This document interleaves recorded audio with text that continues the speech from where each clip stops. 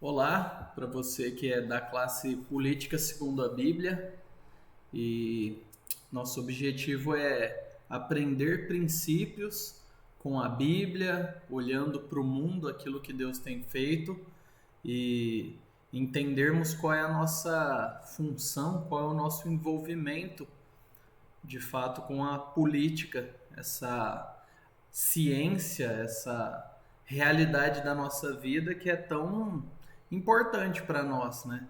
Não existem pessoas apolíticas. Todos nós, de alguma forma, temos algum posicionamento, alguma preocupação que mostram quais são os nossos compromissos. E eles podem ser coerentes com a palavra de Deus ou não. O objetivo dessa classe é que nós aprendamos, que nós leiamos o livro, né? Política segundo a Bíblia, do Wayne Grudem, que nós sejamos confrontados com aquilo que nós cremos, que porventura a palavra de Deus não afirme ou defenda essa possibilidade, mas ao mesmo tempo que nós desenvolvamos uma compreensão de sociedade a partir da Bíblia, uma compreensão de vida que não seja algo nosso ou de alguma ideologia por aí que às vezes capturou nosso coração, né? De uma forma que a gente coloca nelas nossas esperanças. Então o objetivo não é esse, o objetivo é que nós creiamos no Evangelho e vivamos os desdobramentos dele para nós. Então eu vou orar para nós partirmos para a segunda parte da nossa aula. Nós temos 5 ideias equivocadas, né? E nós iremos lidar agora com mais duas, porque nós já trabalhamos com 3 primeiras, e aí eu vou fazer uma breve, bem breve mesmo, recapitulação, na expectativa de que nós ganhemos tempo e relembremos algumas coisas importantes. Senhor, em nome de Jesus, nós estamos diante desse assunto que mexe conosco, que nos desafia. Nós vemos um mundo quebrado, caído, carente do Senhor. Nós sabemos, ó Deus, que nós precisamos da Tua luz, da Tua graça, da Tua ajuda, para que vivamos de modo coerente contigo. Por isso eu peço que o Senhor abençoe a mim, abençoe aos irmãos que vão ver esse vídeo, seja lá quando for, que eles sejam edificados, confrontados e atraídos pelo Senhor. Que haja da parte do Senhor graça e misericórdia através de tudo que fizermos para a vida daqueles que o Senhor quiser. Abençoe a nossa igreja, abençoe o teu povo congregado aqui e nos ajude. Em nome de Jesus. Amém. Então vamos lá, vamos mudar aqui esse formato da câmera.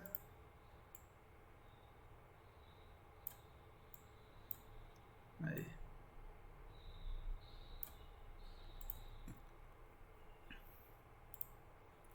Então, 5 ideias equivocadas a respeito de cristianismo e governo.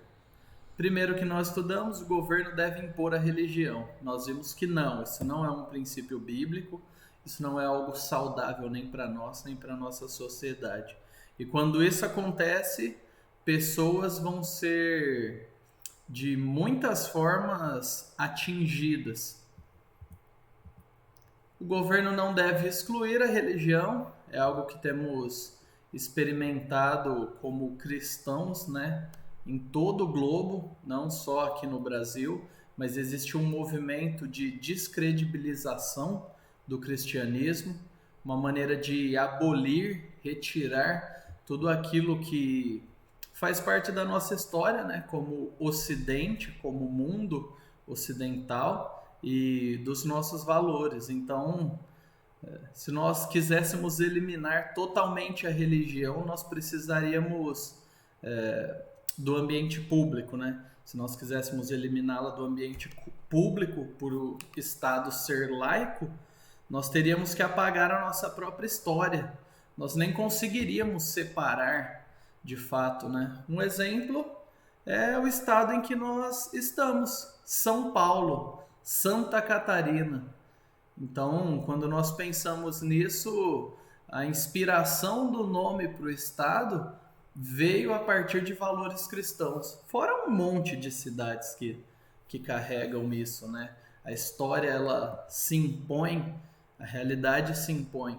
E qualquer cristão que fale no âmbito público, ele fala de acordo com as suas crenças. Então, a menos que a gente cale todo religioso que existe, cristão que existe, não tem como isso dar certo, né? A não ser que seja pelo uso de força. E aí a sociedade ficaria desequilibrada. Então, nós temos a terceira colocação, né? Todos os governos são perversos e demoníacos. Nós vimos que não é assim. Nós vimos que não está claro na Bíblia isso dessa forma. Tanto que nós vemos na história do povo de Deus e na história do mundo bons governantes que fizeram avanços, que ajudaram o povo ao qual ele servia, né? Sob o qual ele liderava. E isso facilitou a vida de muita gente, isso ajudou o desenvolvimento de muitas pessoas, né? Então é importante que a gente relembre esses pontos para que os próximos que nós virmos, que nós veremos agora, fiquem bem concatenados no seu contexto. E relembrando, o objetivo dessa classe não é fazer uma discussão política a partir de uma visão partidária, mas nós temos posicionamentos e no grupo que nós temos de conversa quinzenal também a respeito das aulas para os membros da igreja que estão interessados, nós temos posicionamentos e nós vamos escrutinizar esses posicionamentos. Nós vamos expor algumas ideias e ver se de fato elas resistem a um questionamento ou a um debate que algum irmão possa fazer. O objetivo é que nós cresçamos assim e que nós não criemos espantalhos, né? Falsas ideias a respeito daquelas posições políticas que são diferentes ou que são contrárias àquilo que eu acredito que deveria ser, né? O melhor ou deveria acontecer. Então isso vai ser natural. Nós não lidaremos de uma perspectiva partidária no sentido de que nós não trataremos sobre partidos políticos. Nós não citaremos partido A, B ou C. Então, nós citaremos histórias, nós citaremos casos, e no nosso bate-papo alguém pode citar alguma coisa, mas não é o nosso objetivo discutir a respeito de partidos políticos, seja defendendo ou atacando. Mas nós discutiremos sobre a cosmovisão que envolve todos nós. Qual é a sua cosmovisão? Qual é a sua maneira de ver o mundo nesse quesito? Qual é a sua ideologia? O que te movimenta? O que te instiga a votar e se posicionar? E a Bíblia apresenta alguma ideologia que ela apoie? Sim, não? Se não, como nós lidamos com as ideologias que nós criamos e cremos e defendemos? A gente tem que se abrir para aquilo que a Bíblia tem a dizer. Então é bom deixar isso claro novamente.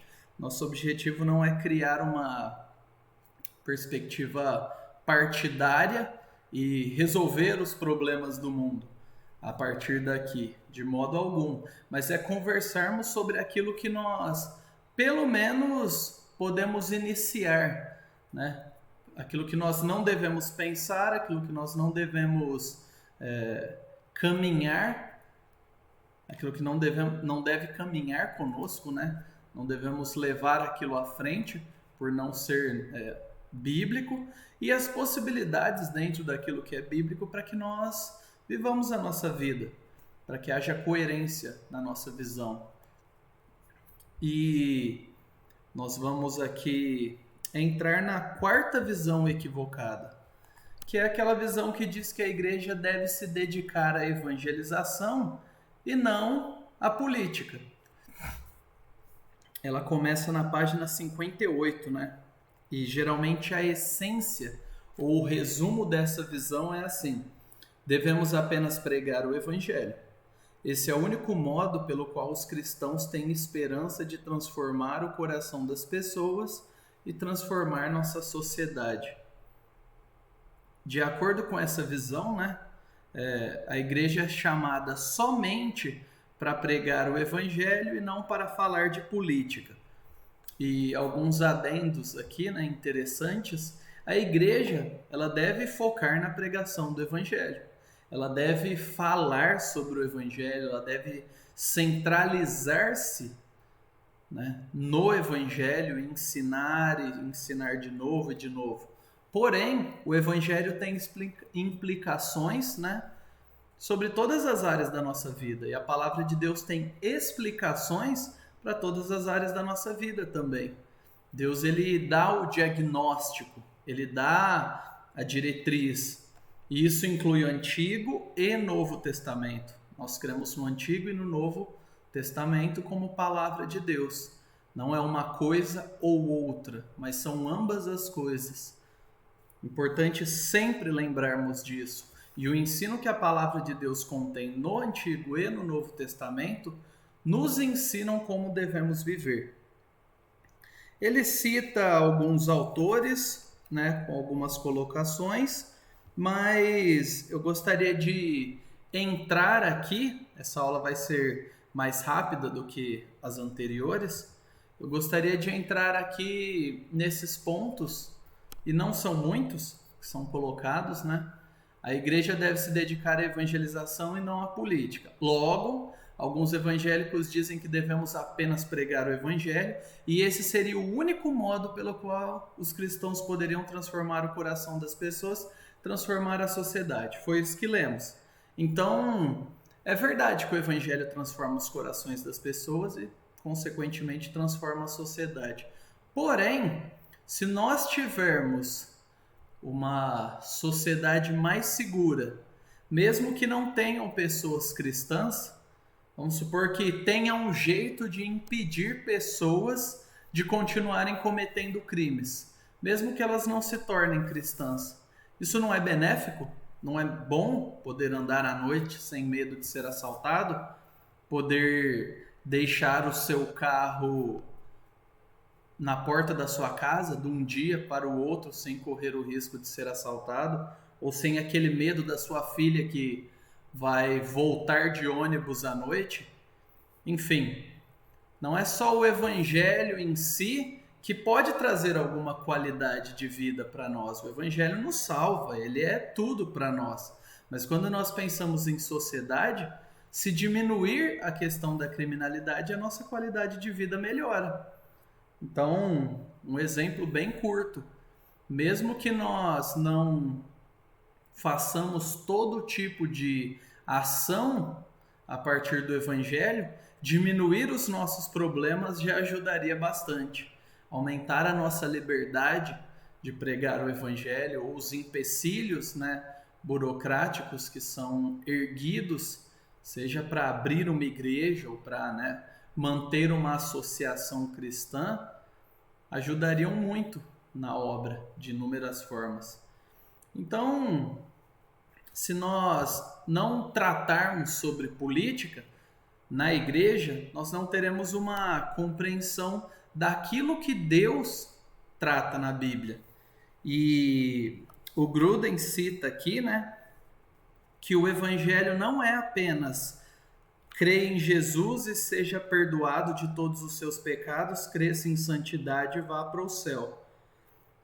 Não é só isso, mas é uma boa nova como um todo. Nós ainda estamos desse lado da realidade, desse lado da vida, não sabemos quando Cristo voltará, e nós podemos cuidar do mundo, nós podemos promover bem e paz. Então, se nós lembrarmos de Mateus 28, 19 a 20, muita gente esquece do que está escrito aqui, né?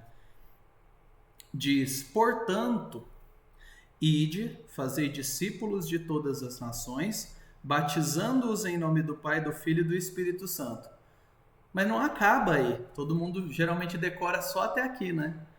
Diz, ensinando-lhes a quem? A quem for batizado, a obedecer a todas as coisas que vos ordenei.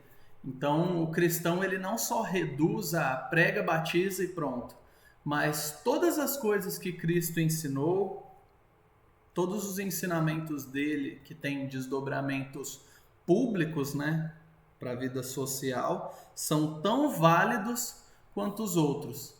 Então, nós precisamos ensinar toda a verdade de Deus, não apenas algumas verdades que apontam para o futuro, mas as verdades da vida aqui.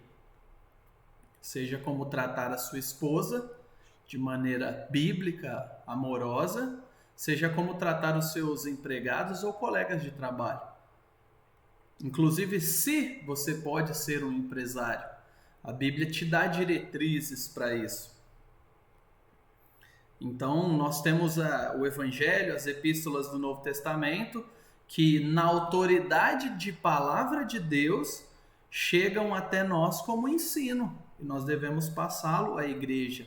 Você que é pai, você que é homem e marido, você é o responsável pelo conteúdo doutrinário da sua casa. Não é o pastor da igreja, mas prioritariamente você.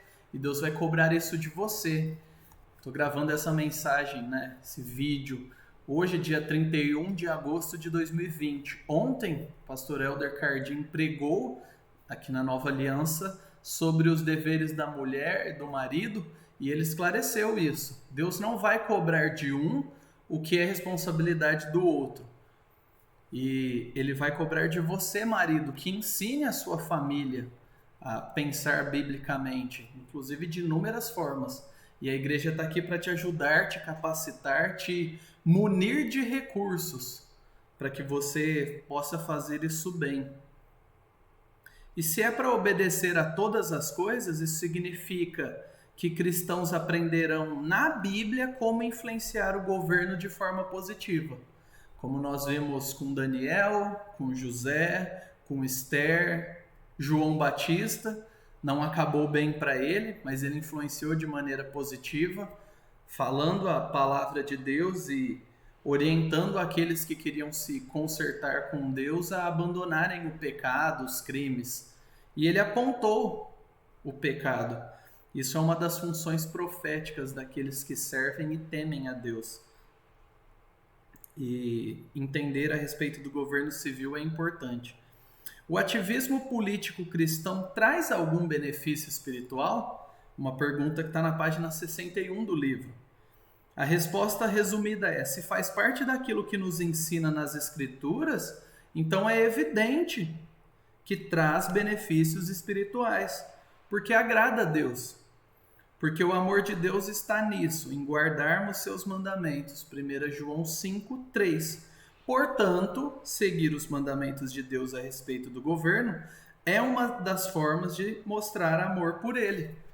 Então, existe erro quando nós nos posicionamos politicamente de uma maneira contrária, né? Essa visão restrita do evangelho do reino de Deus é negativa. O evangelho todo inclui uma transformação da sociedade.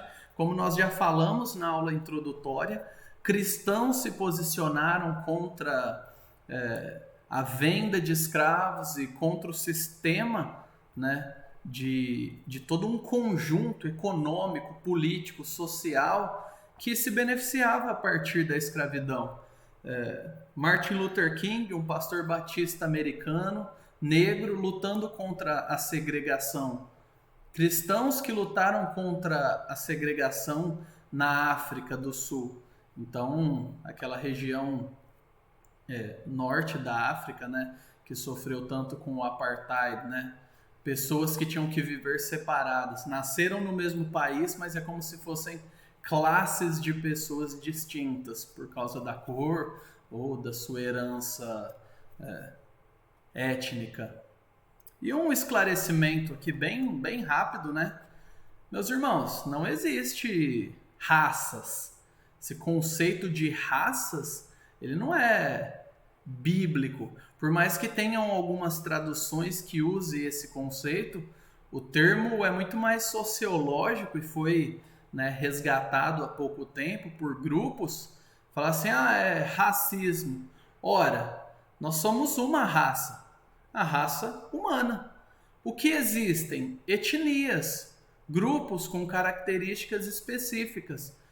Brancos, pardos, negros, amarelos, alto, baixo, gordo, magro, enfim. Existem grupos específicos. E aqui no Brasil a gente experimenta uma mistura incrível, né? Uma bela mistura de pessoas com características europeias, indígenas, africanas, enfim. Então o conceito de raça ele, ele não existe, porque só existe raça humana quando estamos falando, né, dessas questões. O que existe é um preconceito étnico, preconceito social. Então, é importante que a gente saiba diferenciar isso, né? Até no site Voltemos ao Evangelho, há um tempo atrás, o pastor Balkan, não sei como é que pronuncia exatamente, ele tem uma mensagem falando sobre isso. E ele é um pastor negro, numa igreja multiétnica. E ele fala que não existe essa questão de raças porque a raça é humana. Agora existem etnias e cores e características, né, físicas. E isso tem tudo a ver com o fato de que Deus deixa os cristãos na terra tanto para evangelizar como para fazer o bem a outros, independente da sua etnia. E como existem etnias que sofrem, como em 1890, se não me engano, ou até 1890, pelo menos até 1850 é certeza. E hoje existem em alguns lugares, infelizmente. Na Índia, a prática de queimar mulheres vivas quando o marido morria, porque era uma espécie de bem, a mulher era vista como um bem, ela só foi suplantada por missionários cristãos que trabalharam contra isso. Né? O infanticídio, o aborto que acontecia também desde o Império Romano, ele é barrado com uma ação positiva na política de cristãos. Então eles não só se preocuparam em evangelizar, mas eles pensaram, ora, Deus odeia o assassinato, Deus rejeita essa postura injusta com crianças abandonadas, Deus rejeita essa postura de uma sociedade construída tratando a mulher como um objeto. Então o cristianismo é a religião, né, que providencia, arregimenta pessoas para lutarem em prol desses movimentos que melhoram a dignidade humana e a elevam, né, lutando por uma mudança. Então a gente tem que evangelizar e tem que fazer o bem também. Se eu sei que há um criminoso atacando pessoas e eu posso de fato prendê-lo ou ajudar a polícia a prender e eu não faço nada, eu não posso estar em paz com Deus. Eu não posso ficar tranquilo, Deus, eu não, né, eu tô orando por isso e tal. Não, pessoas vão continuar sofrendo e eu não vou fazer nada, e isso não é amor. Mas se eu posso, de alguma forma, contribuir para que aqueles que fazem o mal sejam punidos, eu estou preservando vidas, eu estou impedindo que pessoas sofram injustamente. E continuo pregando o evangelho e ajudando os outros.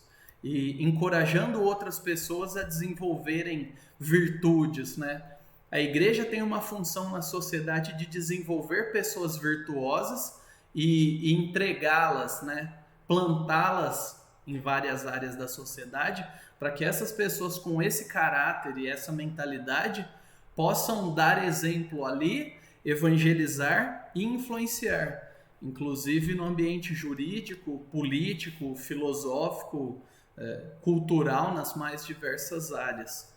Não existe uma área que Deus fala, não, larga essa daí, igual às vezes nós tratamos política. Deus instituiu tanto a igreja como o governo para refrear o mal. Então, é justamente esse o ponto de importância. Se o evangelho transforma o coração daquela pessoa e ela começa... o histórico que nós temos, né, que nós percebemos. Existe uma primeira geração de cristãos, né? Ele era um alcoólatra, ele brigava com a esposa, vivia sozinho, não se relacionava bem, ou tinha várias parceiras ou parceiros, né? Vou dar o exemplo de um homem aqui. E aí Cristo o salva, ele encontra uma sociedade, né, uma comunidade para fazer parte, ele começa a se relacionar, ele começa a ler, que a Bíblia é um livro, então ele começa a ler, ele começa a se desenvolver intelectualmente, o dinheiro que ele gastava em vícios, ele para de gastar, ele aprende que ele precisa construir uma família, porque essa família é uma das manifestações da glória de Deus. Ele aprende que ele precisa respeitar mulheres, então ele não vai abusar delas, ele não vai usá-las, ele não vai agir de maneira desrespeitosa. Isso é um testemunho que vai se desenvolvendo. Conforme o tempo passa, ele aprende a viver uma vida simples, ele guarda dinheiro, ele se casa, muitas pessoas se casam, é o mais comum, né, e natural, mas tem pessoas que não, e não tem problema nenhum em relação a isso. Se Deus te chamou, fique como Deus te chamou, tenha convicção disso. E aí ele casa, e essa segunda geração de filhos já nasce sem toda essa tensão de drogas, de bebida, de dívidas, já nasce numa vida mais estabilizada. Estatisticamente, esses filhos vão ter uma estrutura emocional, intelectual e social muito melhor do que os seus pais tiveram. Vão ter a oportunidade de fazer uma faculdade, de se desenvolver economicamente, culturalmente. Então pensa numa terceira geração. É isso que nós vemos muitas vezes. Isso refreia o mal de muitas formas. Isso manifesta a glória de Deus, isso é bom nos termos de Deus. Agora, o governo também existe para refrear o mal. Então vamos supor que essa pessoa não seja convertida, ela cometeu um crime. Mandá-la para a cadeia é proteger a sociedade que não cometeu crimes, para que essa pessoa não possa continuar a cometer crimes. Por isso que a impunidade é tão negativa. Ela providencia um ambiente onde o crime compensa. Seja o crime de colarinho branco, de políticos corruptos que usam terno, gravata e mexem com milhões, seja um traficante que mexe com milhares e que de várias formas cada um se arruína e arruína a vida de muitas pessoas. Então, no mínimo, a cadeia, a reclusão, né, serve para tirar esse homem, essa mulher, esse indivíduo que se tornou um risco para a sociedade. E assim impede com que ele cometa mais crimes. Agora o debate de como nós podemos ajudar essa pessoa para que ela de fato mude e tenha alguma oportunidade de viver uma vida diferente, como nós vamos reintegrá-la à sociedade de uma maneira positiva. É um grande problema ex-presidiários que querem mudar de vida, mas não conseguem emprego. Eles estão lidando com as consequências. Mas será que nós não podemos, de alguma forma, ajudá-los? Será que nós, como cristãos, empresários, enfim, será que nós não podemos exercer misericórdia?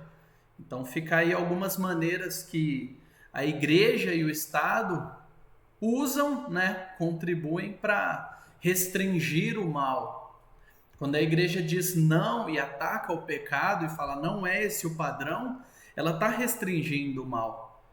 Não só os pecados sociais, mas os pecados morais também. E nós nos posicionamos contra e dizemos não, não é assim. Nós lançamos uma luz na sociedade. E aí nós podemos estabelecer um parâmetro de bom e mal, de certo e errado, que o próprio cristianismo mostra. Ele mostra aqui, na página 62, uma situação interessante que eu não sei se você já parou para pensar. Mas pensa na diferença entre a Coreia do Sul e a Coreia do Norte. Pega aí, às vezes você não sabe nada sobre Coreia do Sul e do Norte, vai lá, pausa essa aula aí agora, digita lá no Google, Coreia do Sul, lê, Índice de Desenvolvimento Humano, território, PIB, pontos turísticos, enfim. Aí depois você vai, tá, beleza. Vai lá, abre outra aba no seu navegador, Coreia do Norte. Índice de Desenvolvimento Humano, as principais informações, pontos turísticos. Você vai se surpreender, porque é gritante a diferença. E aí, uma política faz diferença para o cristianismo, por quê? Pelo ponto que ele coloca aqui. Embora o governo ditatorial e opressor da Coreia do Norte, e eu espero que ninguém tenha dúvida que é ditatorial e opressor, com base nas divulgações que nós temos aí, e são abundantes na internet, inclusive missionários que são mortos e vão e têm a sua liberdade limitada, eles vão para campos de trabalhos forçados e são mortos, e eles só iam falar sobre Jesus.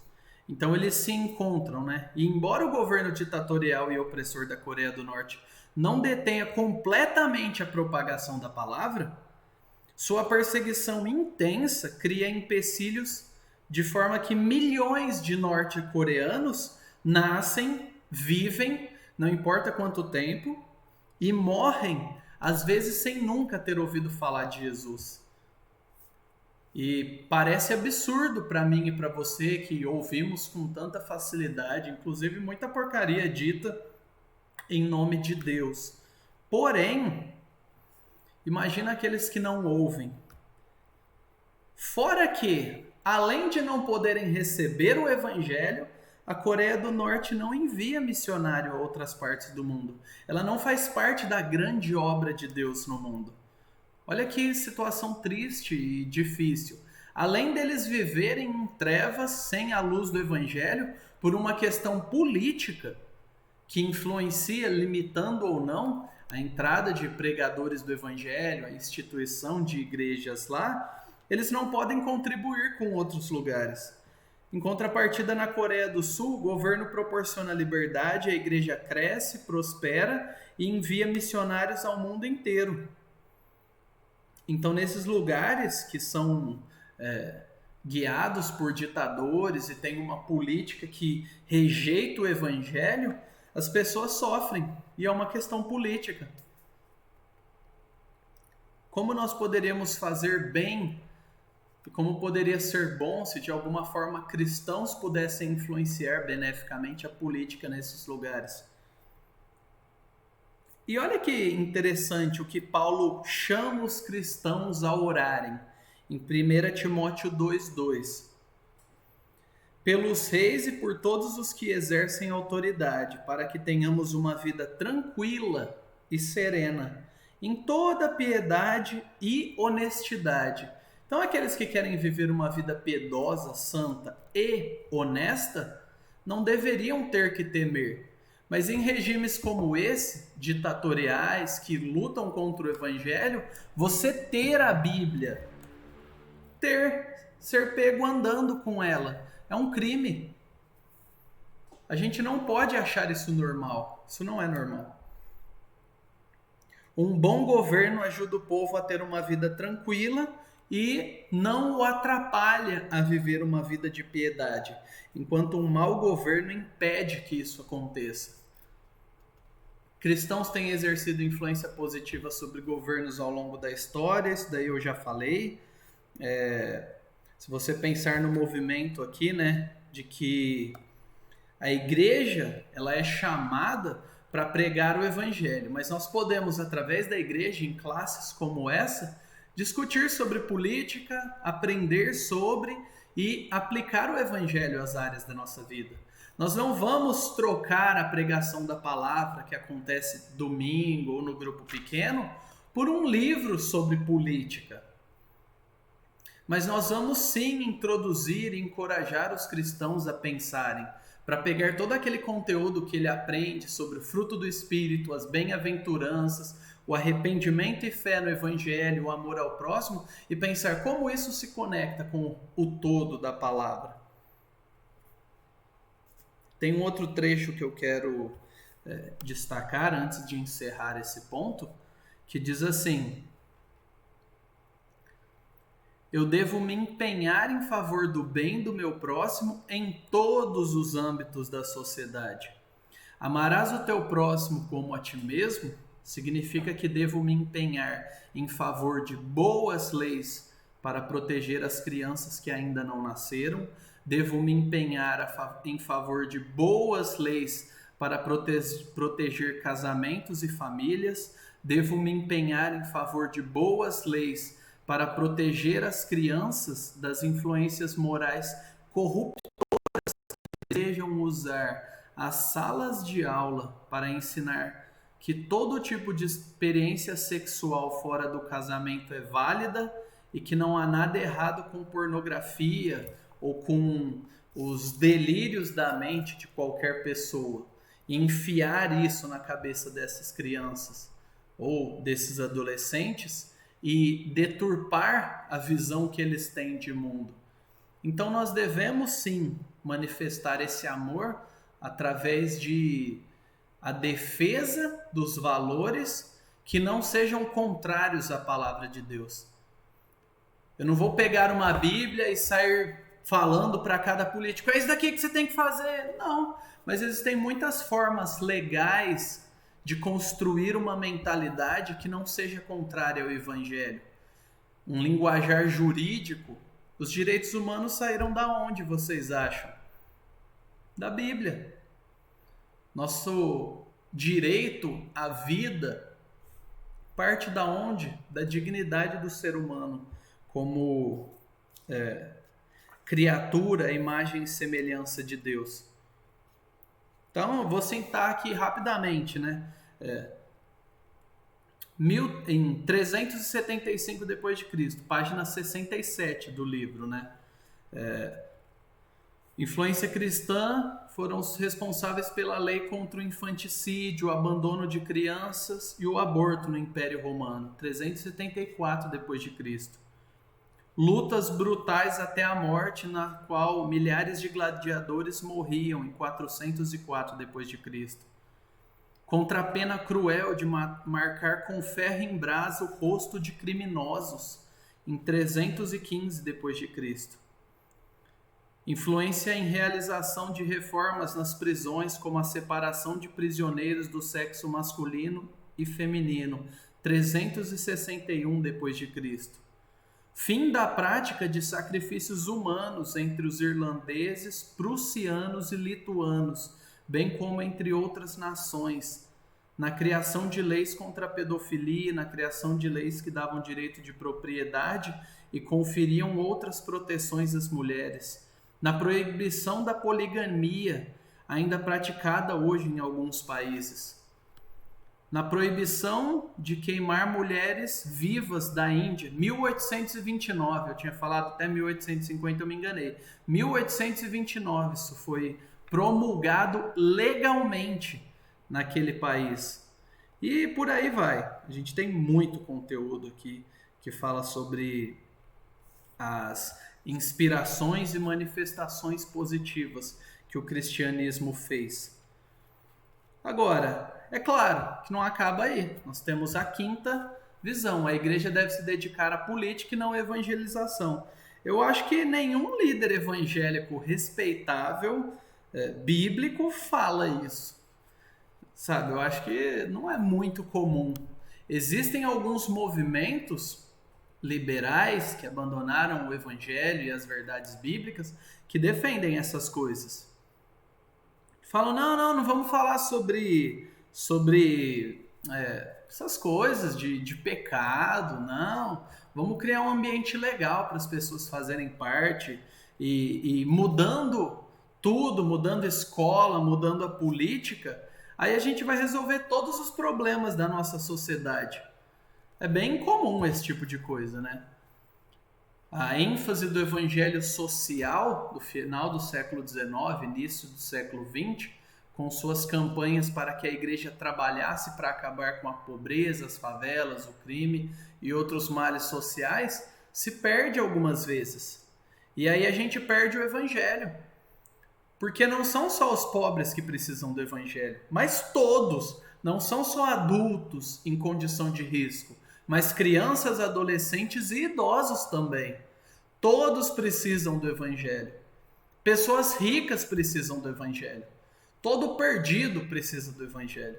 Então, uma preocupação desproporcional que coloca o evangelho de lado e coloca a ação social como alvo da igreja, ela se torna inimiga daquilo que Deus deixa claro na palavra e deve se tornar inimiga para todos os cristãos. E algumas dessas obras davam pouca ênfase dessas pregações, desses movimentos. A necessidade de cada pessoa crer em Cristo como Salvador e a necessidade de proclamar a Bíblia toda como palavra de Deus. A igreja deveria tentar mudar as leis e a cultura e não enfatizar a evangelização. Então, pode ser que isso esteja acontecendo. Às vezes a gente pensa, não, eu quero me envolver com ação social. Esse negócio de, sei lá, sair à rua e falar do evangelho não rola. Ou falar do evangelho na minha família.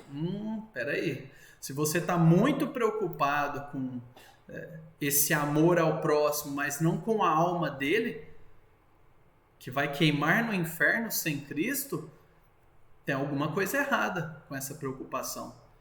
Ela pode ser legítima. A gente vai dar comida, a gente vai ajudar, mas a gente vai pregar o evangelho para que essa pessoa tenha o maior problema dela, que é a condenação debaixo da ira de Deus, resolvida. Para que essa pessoa tenha alegria de vida. Não para que ela dependa de mim ou de outro, mas para que ela tenha bons motivos para querer se cuidar e viver. Então, mudanças autênticas e duradouras em uma nação só ocorrerão se o coração das pessoas mudar, para que procurem fazer o bem e o mal. Se a mente das pessoas mudar, para que suas convicções morais, aquilo que é certo, errado, bom, mal, se alinhem de modo próximo aos padrões morais de Deus descritos na Bíblia, e se as leis mudarem para que incentivem de modo mais direto, mais claro, a boa conduta e castiguem a conduta errada, isso tudo vai beneficiar o terreno e a sociedade em que nós vivemos.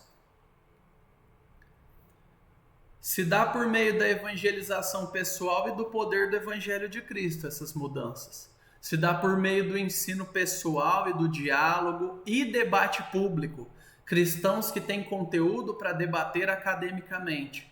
E aqui eu quero fazer uma indicação de um vídeo falando sobre filosofia, para quem gosta de filosofia, que o pastor Jonas Madureira tem com Luiz Felipe Pondé, que ele fala sobre a visão dele como cristão.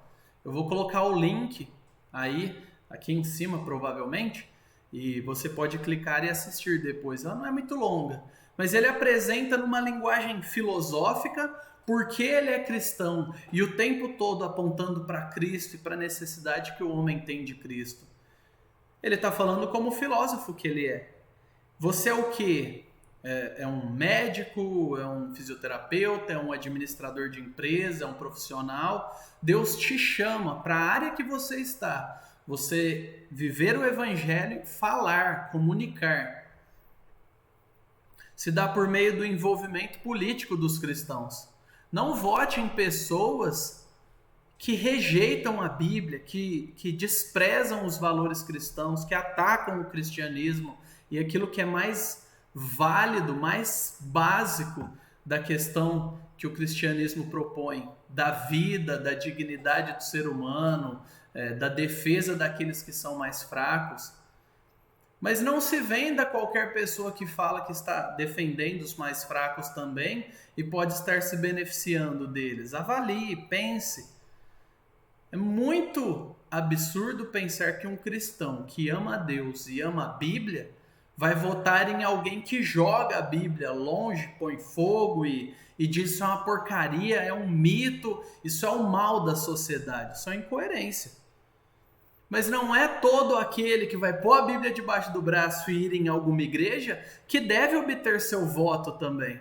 Você precisa votar com sabedoria. Você precisa pensar como eu prego o evangelho, como eu me dedico, como eu oro por isso, pelos governantes, por aqueles que Deus chamou, e oro para Deus levantar, assim como eu oro para Deus levantar missionários e pastores, que Ele levante pessoas na esfera pública, jurídica, acadêmica, para que honre o nome dEle e para que reverta o mal, o apodrecimento que nós temos visto na nossa sociedade. E que Deus tenha misericórdia de nós, que Ele nos ajude a viver de modo que o agrade. Pensar é difícil, mas nós precisamos ler, orar e pensar. E perguntar para Deus, Deus, como o Senhor quer que eu me envolva nesse processo? Então nós encerramos aí as 5 visões, equivocadas a respeito do cristianismo e da política. E nós cremos que a partir de agora nós vamos caminhar de uma maneira mais positiva a respeito de como nós podemos fazer alguma coisa, no âmbito público. E a partir da página 77, quem vai dar é o Guilherme Alves, o nosso missionário, uma solução melhor, influência cristã expressiva sobre o governo. Então a próxima aula vai ser com ele. Nós queremos que você continue, persista, assiste o vídeo picadinho, se tiver muito comprido, você tem tempo aí, 10 minutos aqui, 15 ali, anota, tal, vai estudando, nós cremos que você vai ser muito edificado no final, a partir desse conhecimento que é a palavra de Deus para mim e para você. Mas acima de tudo, se você não é cristão e está vendo isso, se arrependa de viver esse estilo de vida que rejeita Deus. Pare de desprezar o ar que Ele te dá, a vida, a família. Ele te dá a vida, Ele tem te sustentado. E se você não é cristão, se arrependa. Entre em contato conosco se você quer entender mais sobre cristianismo, se a sua alma tá perturbada, se você tem vivido e se desesperado por não ver sentido, acima de tudo, se dobre ao único rei. Nenhum governo, nenhum reino, nenhum estado-nação vai resolver o problema da fome da sua alma, o problema do seu amor ao pecado, mas Jesus Cristo pode. Ele é bondoso, Ele é fiel, Ele tem cuidado de nós e Ele vai cuidar de você, que vai se dobrar a Ele. E nós oramos para que todos sejamos fortalecidos e edificados em nome de Jesus, para que a glória dele resplandeça em nós e a partir de nós.